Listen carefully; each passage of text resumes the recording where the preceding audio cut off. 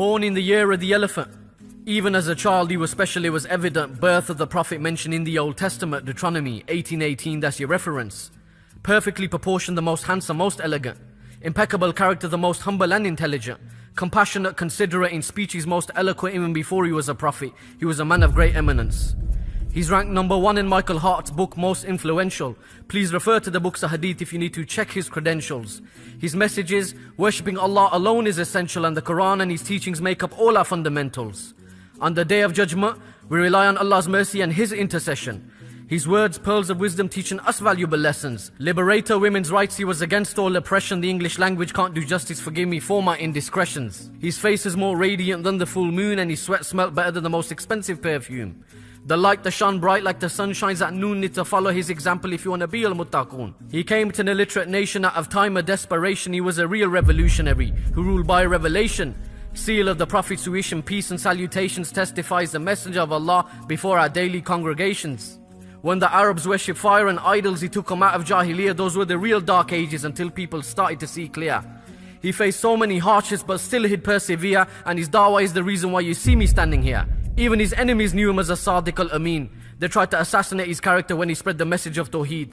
He invited everybody to Sirat al-Mustaqim, but most rejected his message and they didn't take heed. Every step he'd take was for Allah and His deen. Allah split the moon for the Quraysh, yet they still didn't believe. In fact, they tortured the believers. What a horrid sight it must have been. But imagine the status in Jannah of the earliest Shaheed. They called him a liar, a soothsayer, a madman and a magician. They couldn't swallow their pride and let go of their traditions, offered him power, wealth and women to stop spreading the religion. But he said, even if you offer me the sun and the moon, I won't accept your proposition. They threw animal intestines on the Prophet. While he was in prostration, he even stepped on the blessed neck of the best of all creation. But instead of retaliation, he turned to his Lord in supplication. Inna Allah ma'as sabirin, verily Allah is with the patient. He was boycotted, insulted, treated like an outcast, but through the pain and the struggle he still remained steadfast. He's a mercy to mankind, even says in the Quran. Surah Al-Anbiya verse 107. He even led the Anbiya in Salah before he ascended above the heavens. When he went to preach in Taif, yet they pelted him with stones. He had blood-soaked shoes and he was bruised down to the bone. Jibreel alayhi salam descended, said, give me the command. I'll get the angel of mountains to destroy all their homes. But Allah's merciful messenger said, no, and let them be, for the land may one day be home to people who believe. I remember these stories in times of difficulty and remind myself that the Prophet had it much more difficult than me. Even through the slander and the rumor spread by the people of Quraysh, the Ansar came to know about the Prophet's message and his demeanor.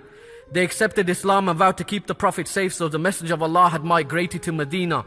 At that time it was known as the city of Yathrib. He ended their tribal feuds and led the people with justice. The land of the dates became the most blessed place, became an even bigger problem for the people of Quraysh because their caravans to Sham, they were no longer safe. The believers had a home, Islam had a base. He was content in every situation. Indeed, it is all Allah's qadr. He even had the help of the angels at the battle of Badr. He told us to love for ourselves what we love for one another, and subhanAllah, I refer to you and me as his brothers. I envy the sand that met his blessed feet. It's hard to comprehend how a man could be so humble. He's the perfect example for the likes of you and me, and forgave the people that mutilated his uncle. The Sahaba, they became human shields for the Prophet. When he'd make wudu, they'd be sure to catch every single droplet of water that would flow off his blessed body. The actions proved that they loved him more than anybody.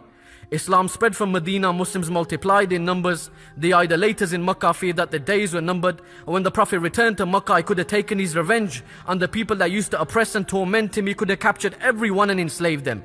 He was in a position of power, surrounded by thousands of brave men, but what he did next left the people in amazement.